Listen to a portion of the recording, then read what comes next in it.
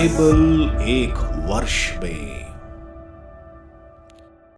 नमस्कार, आप सबका बाइबल एक वर्ष में स्वागत है। आप सब ने जो कदम उठाया है प्रभु के वचन सुनने के लिए, यह हमारे जीवन के अंधेरों को दूर करेंगे और हमें प्रभु के प्रकाश में चलाएंगे। आज हम गलातियों के नाम संत पौलुस के पत्र का अध्याय 5, हबक्कूक के ग्रंथ का अध्याय 3 और स्रोत ग्रंथ का 74वां स्रोत सुनेंगे। प्रभु का वचन सुनने से पहले आइए हम ईश्वर से प्रार्थना करें। हे प्रभु, हम आपका वचन सुनने वाले हैं। हमारे मन की आंखें खोलें और हमें आध्यात्मिक प्रज्ञा दें ताकि हम आपको जान सकें और आपके वचन के अनुसार अपना जीवन जिएं। यह हम मांगते हैं आपसे प्रभु यीशु के नाम, आमीन। गलातियों के नाम संत पौलुस का पत्र अध्याय 5, मसीह द्वारा प्रदत्त स्वतंत्रता। मसीह ने स्वतंत्र बने रहने के लिए ही हमें स्वतंत्र बनाया, इसलिए आप लोग दृढ़ रहें और फिर दासता के जुए में नहीं जुटे। मैं पौलुस आप लोगों से यह कहता हूँ, यदि आप खतना कराएंगे तो आपको मसीह से कोई लाभ नहीं होगा। मैं खतना कराने वाले हर एक व्यक्ति से फिर कहता हूँ कि उसे समस्त संहिता का पालन करना है। यदि आप अपनी धार्मिकता के लिए संहिता पर निर्भर रहना चाहते हैं तो आपने मसीह से अपना संबंध तोड़ लिया और ईश्वर की कृपा को खो दिया है। हम तो उस धार्मिकता और तीव्र अभिलाषा करते हैं जो विश्वास पर आधारित है और आत्मा द्वारा प्राप्त होती है। यदि हम ईसा मसीह में संयुक्त हैं तो ना खतने का कोई महत्व है, ना उसके अभाव का। महत्व विश्वास का है जो प्रेम से अनुप्रेरित है। आप लोग अच्छी प्रगति कर रहे थे। आपको किसने सत्य के मार्ग पर आगे बढ़ने में रोका? उस व्यक्ति ने जो भी तर्क दिया हो वह तर्क ईश्वर की ओर से नहीं आया जो आप लोगों को बुलाता है। याद रखें, थोड़ा सा खमीर सारे सने हुए आटे को खमीर बना देता है। मुझे प्रभु में आप लोगों पर यह भरोसा है कि आप विचलित नहीं होंगे। जो व्यक्ति आप लोगों में अशांति करता है वह चाहे जो भी हो ईश्वर का दंड भोगेगा। भाइयों, यदि मैं आप तक खतने का प्रचार करता तो मुझ पर अब तक अत्याचार क्यों किया जा रहा है? यदि मैं ऐसा करता तो क्रूस के कारण जो बाधा होती है वह समाप्त हो जाती। अच्छा यही होता कि जो लोग आप में अशांति उत्पन्न करते हैं वह अपने को नपुंसक बना लेते। भातृ प्रेम का महत्व। भाइयों, आप जानते हैं कि आप लोग स्वतंत्र होने के लिए बुलाए गए हैं। आप सावधान रहें, नहीं तो वह स्वतंत्रता भोग विलास का कारण बन जाएगी। आप लोग प्रेम से एक दूसरे की सेवा करें, क्योंकि एक ही आज्ञा में समस्त संहिता निहित है और वह ये है, अपने पड़ोसी को अपने समान प्यार करो। यदि आप लोग एक दूसरे को काटने और फाड़ डालने की चेष्टा करेंगे तो सावधान रहें, कहीं ऐसा ना हो कि आप एक दूसरे का सर्वनाश करें। आत्मा और शरीर एक दूसरे के विरोधी हैं। मैं यह कहना चाहता हूँ, आप लोग आत्मा की प्रेरणा के अनुसार चलेंगे तो शरीर की वासनाओं को तृप्त नहीं करेंगे। शरीर तो आत्मा के विरुद्ध इच्छा करता है और आत्मा शरीर के विरुद्ध। ये दोनों एक दूसरे के विरोधी हैं, इसलिए आप जो चाहते हैं वही नहीं कर पाते हैं। यदि आप आत्मा की प्रेरणा के अनुसार चलते हैं तो संहिता के अधीन नहीं है। शरीर के कुकर्म प्रत्यक्ष हैं, अर्थात व्यभिचार, अशुद्धता, लपटता, मूर्ति पूजा, जादू टोना, बैर, फूट, ईर्ष्या, क्रोध, स्वार्थपरता, मन मुटाव, दल बदली, द्वेष, मतवालापन, रंगरलियां और इस प्रकार की और बातें। मैं आप लोगों से कहता हूँ, जैसा कि मैंने पहले भी कहा, जो इस प्रकार का आचरण करते हैं वह ईश्वर के राज्य के अधिकारी नहीं होंगे। परंतु आत्मा का फल है प्रेम, आनंद, शांति, सहनशीलता, मिलनसारिता, दयालुता, ईमानदारी, सौम्यता और संयम। इसके विरुद्ध कोई विधि नहीं है। जो लोग ईसा मसीह के हैं उन्होंने वासनाओं तथा कामनाओं सहित अपने शरीर को क्रूस पर चढ़ा दिया है। यदि हमें आत्मा द्वारा जीवन प्राप्त हो गया है तो हम आत्मा के अनुरूप जीवन बिताएं। मनुष्य जो बोता है वही लुनाता है। हम मिथ्याभिमानी ना बने, एक दूसरे को ना छेड़ें और एक दूसरे से ईर्ष्या ना करें। हबक्कूक का ग्रंथ अध्याय 3। हबक्कूक का भजन, ईश्वर से मुक्ति की प्रार्थना। हबक्कूक नबी की प्रार्थना शोक गीतों के तर्ज पर।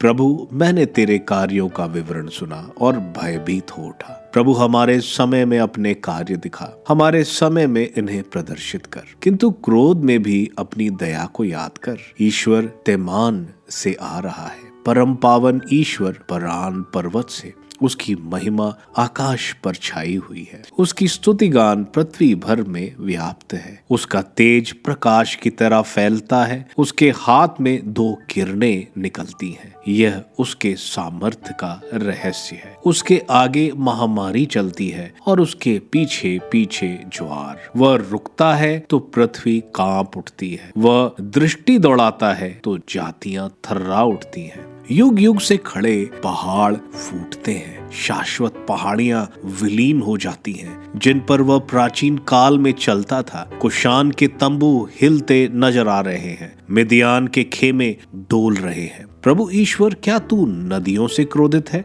या समुद्र से रुष्ट, कि तू अपने अश्वों पर विजय के रथ पर बैठा चला आ रहा है? तूने अपना धनुष निकाल लिया है और तीर के तीर छोड़ रहा है। तेरी नदियां पृथ्वी तल को चीरती हैं। तुझको देखकर पर्वत थरथराते लगते हैं। तरंगा कुल समुद्र उद्वेलित हो उठता है और अगाध गर्त अपने हाथों को ऊपर उठाकर गरजता है। तेरे वज्रप्रात, तेरे चमकीले बर्छे, तेरे अग्नेय बाण देखकर सूर्य और चंद्रमा स्तंभ होकर ठहर जाते हैं। तू क्रोधात्मक होकर पृथ्वी पर विचरण कर रहा है और रुष्ट होकर राष्ट्रों को कुचल देता है। तू अपनी प्रजा का उद्धार करने, अपने अभिषिक्त की रक्षा करने निकला। तू दुष्ट के घर को ढा देता है, उसकी छत धस जाती है और नींव तक खंडहर बन जाती है। जो दुष्ट हंसते हुए हमें तितर बितर करने निकले कि खूंखार जानवर जैसे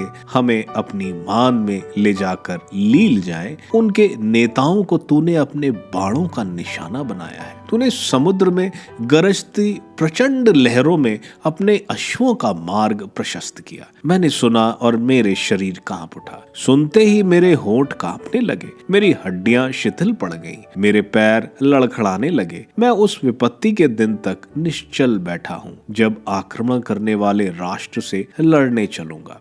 अंजीर के पेड़ में कलियां नहीं खिलती, दाखबारियां नहीं फलती, जैतून की फसल निराश करती है, खेतों में अनाज नहीं है, भेड़ बकरियों की संख्या कम होती गई है और बाड़ों में गाय बैल नहीं रहे। तब भी मैं प्रभु के कारण प्रसन्न होऊंगा, अपने उद्धारक ईश्वर के कारण आनंद मनाऊंगा। प्रभु ईश्वर मेरा बल, वह मेरे पैरों को हिरनी की गति देता और मुझे पर्वत पर चढ़ने का सामर्थ्य देता है। संगीत निर्देशक के लिए तार वाद्यों पर। स्रोत ग्रंथ, स्रोत 74। ध्वस्त मंदिर पर विलाप, एक मस्कील आसाफ का। ईश्वर, तूने क्यों हमें सदा के लिए त्याग दिया है? तेरा क्रोध क्यों अपने चारागृह की भेड़ों पर बना हुआ है? अपनी प्रजा को याद कर, जिसे तूने प्राचीन काल में अर्जित किया, जिसका तूने उद्धार किया, उस वंश को जिसे तूने विरासत के रूप में अपनाया था, सिय्योन के पर्वत को जिसे तूने अपना निवास बनाया था। इन पुराने खंडरों पर दया दृष्टि कर।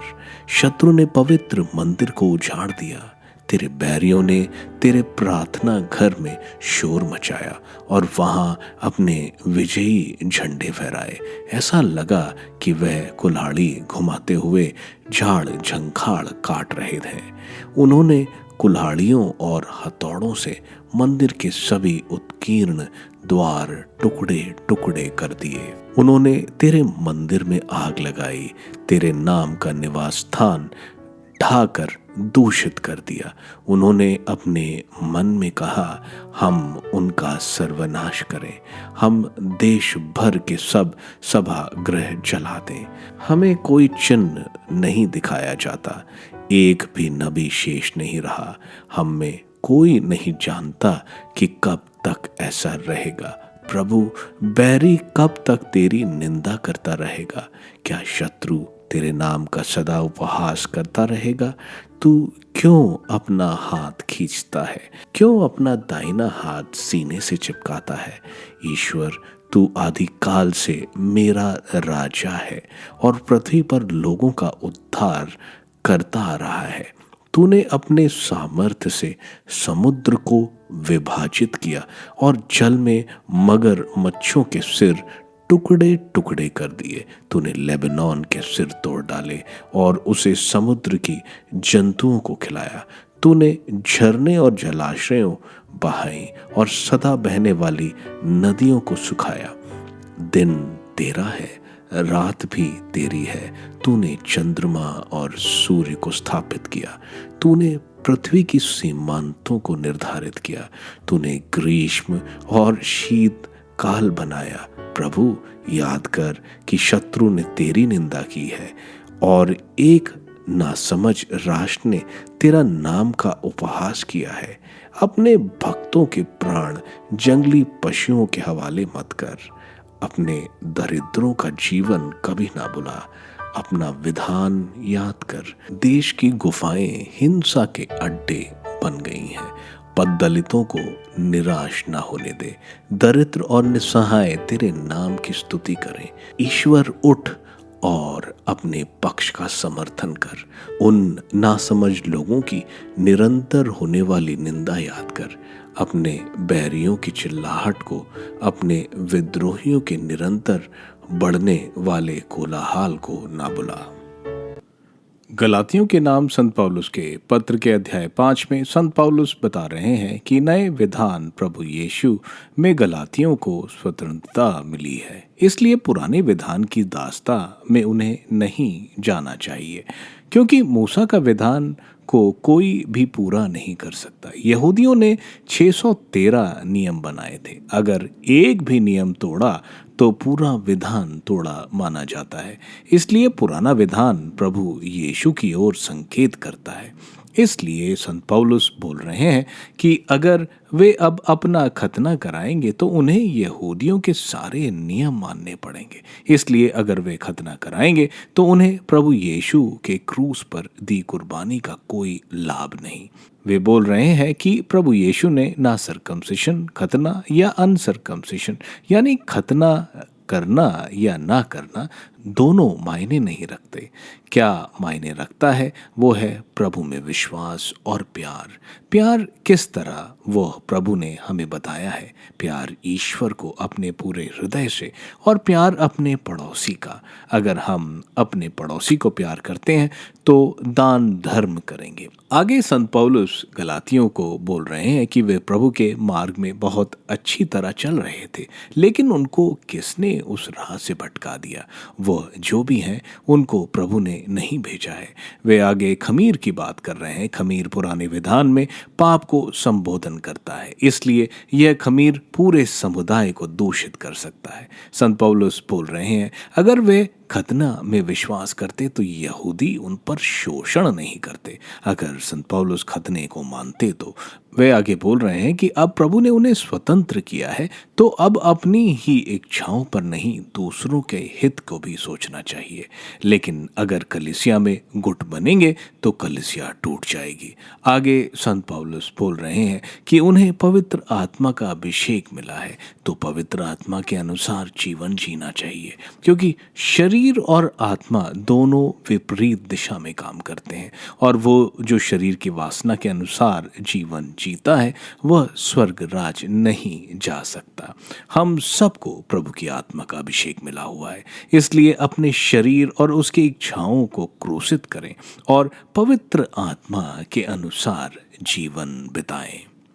हबक्कुक के ग्रंथ के अध्याय 3 में नबी ईश्वर से दिव्य दर्शन की बात कर रहे हैं और सजा देते वक्त दया को याद करने को बोल रहे हैं। आगे ईश्वर को एक योद्धा का चित्रण किया गया है जो अपनी जनता को मुक्ति दिलाना चाहते हैं। इस भयंकर दृश्य जो नबी ने देखा, जब वो डर से कांप रहा है, वो फिर भी ईश्वर में उत्साहित होता है। ईश्वर की मुक्ति में विश्वास है और ईश्वर को अपनी शक्ति मानते हैं। स्रोत ग्रंथ का 74वां स्रोत एक विलाप का स्रोत है। जब यहूदी बेबीलोन में निर्वासन में हैं और यह 6वें शतक में लिखा गया है, जब वे बेबीलोन में रह रहे हैं और इन विपत्तियों को देखकर परेशान हैं, इसलिए वे ईश्वर को दुहाई दे रहे हैं कि उनके लोगों के कष्ट को ईश्वर देखें और दुश्मन को सजा दें। आप सबको धन्यवाद ईश्वर के वचन सुनने के लिए। मैं आपसे विनती करता हूं कि आप बाइबल एक वर्ष में को दूसरों के साथ शेयर करें, क्योंकि प्रभु का वचन स्वयं प्रभु यीशु है। प्रभु को दूसरों को देने वालों को प्रभु की आशीष जरूर मिलेगी। मैं आप सबका बड़ी बेसब्री से कल इंतजार करूंगा। धन्यवाद।